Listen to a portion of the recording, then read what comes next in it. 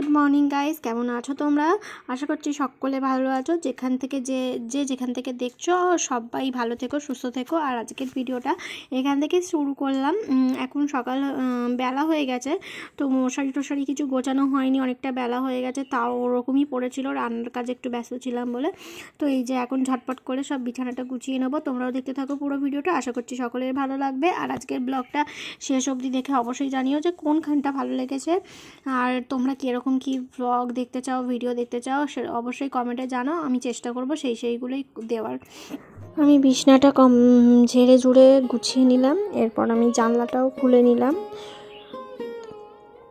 ঘর থেকে খুব সুন্দর একটা, বাইরে থেকে ঘরের মধ্যে একটা খুব সুন্দর একটা রোদ মানে আলো রোদ সব মানে হালকা হালকা মিষ্টি আর আলো আর রোদ দেখা দিচ্ছে ঘরের ভিতরে। তো এই জন্য জানলাটা, ঘরের বাইরের জানলাটাও খুলে দিলাম। আর এই দেখো, এইদিকে আমি ভাত উপরে দিয়ে দিয়েছি। ভাতটা এই জাস্ট হলো, কিছুক্ষণ হলো, মানে 2 সেকেন্ড কি 3 সেকেন্ড হলো। ভাতটা আমি জাস্ট ধরে এসে উপর দিয়ে দিলাম। আর মাছের ঝোলটা দারুণ ফুটছে, দারুণ। এরকম সুন্দর মাছের ঝোল ফুটলে কার না খেতে ইচ্ছা করে বলো বন্ধুরা?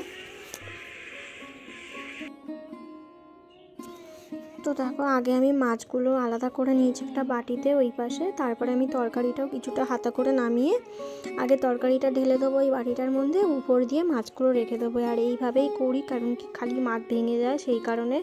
মাছ ভেঙে গেলে মোটেই ভালো লাগে না দেখতে। ওই দেখো, আমি উপরে দিয়ে দিলাম মাছগুলো।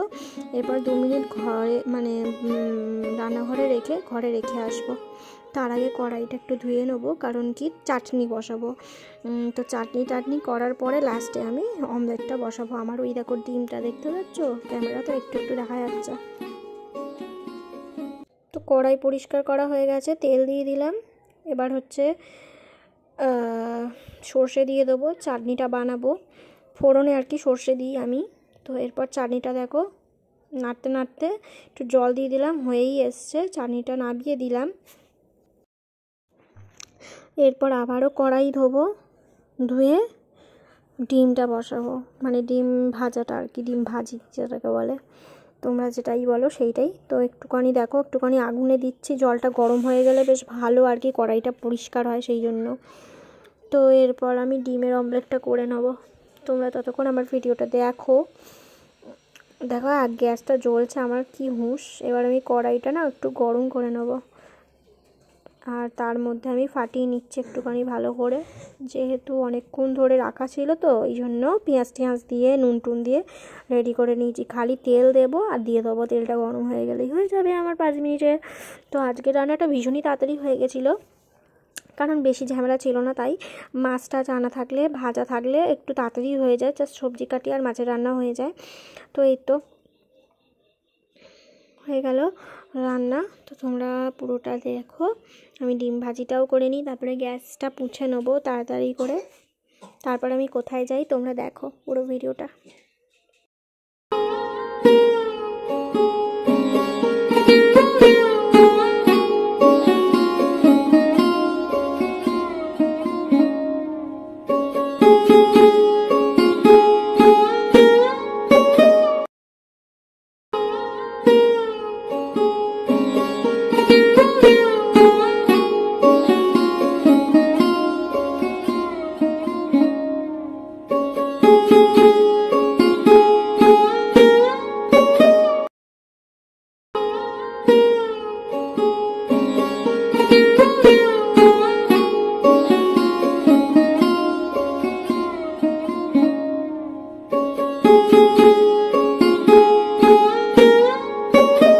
বলেছিলাম না তোমাদেরকে একটা জিনিস দেখাবো। ওই দেখো, আমি আমার বোনের চুলে কী বলে ওটাকে, হেয়ার স্পা করে দিচ্ছি। মানে হেয়ার স্পা কেনাই আছে, ওর তো হেয়ার স্ট্রেডিং করা জানোই সবাই যারা পুরনো ভিডিও দেখেছো, মানে বন্ধু রয়েছে যারা পুরনো ভিডিও দেখো, তারা তো জানোই আমার বোনের চুলটা স্ট্রেট করা রয়েছে অনেক দিনই হলো, আর খুব ভালো হয়েছে। তো এখন আর পার্লারে যায় না, তাই ঘরে বসেই স্পাটা করে, আর আমি মাঝে মাঝে একটু করে দিই, ও একা করে। তো একার থেকে না বেশি ভালো যদি কেউ করে দেয়, মানে সমস্ত চুলটাতে ভালো মতো হয়। আর সেই জন্য আমি একটুখানি করে দিচ্ছিলাম।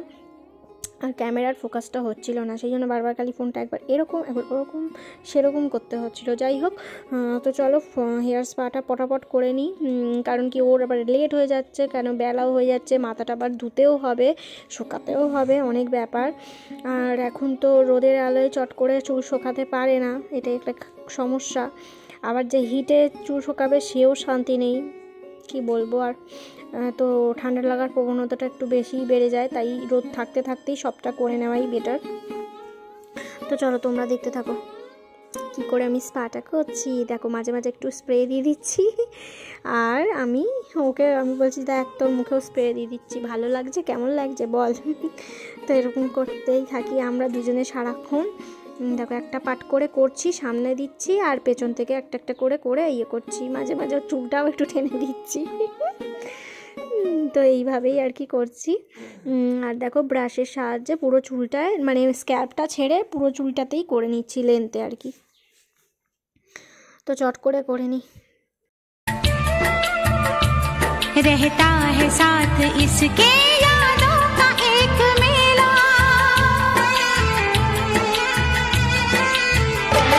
दुनिया भी छूट जाए हर आस टूट जाए, दुनिया भी छूट जाए हर आस टूट जाए, महफिल कभी ये दिल की वीरान नहीं होती,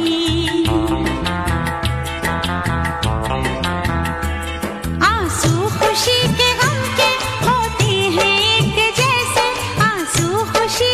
তো রাত্রিবেলা আজকে রুটি করা হয়নি, তাই রুটি কিনে নিয়ে যাচ্ছি আর কি। একটু বেরিয়েছিলাম, তো বেরোনোর পথে ভাবলাম যে রুটি থেকে নিয়েই নিই। তো গিয়েছিলাম হচ্ছে এই দোকানটায়।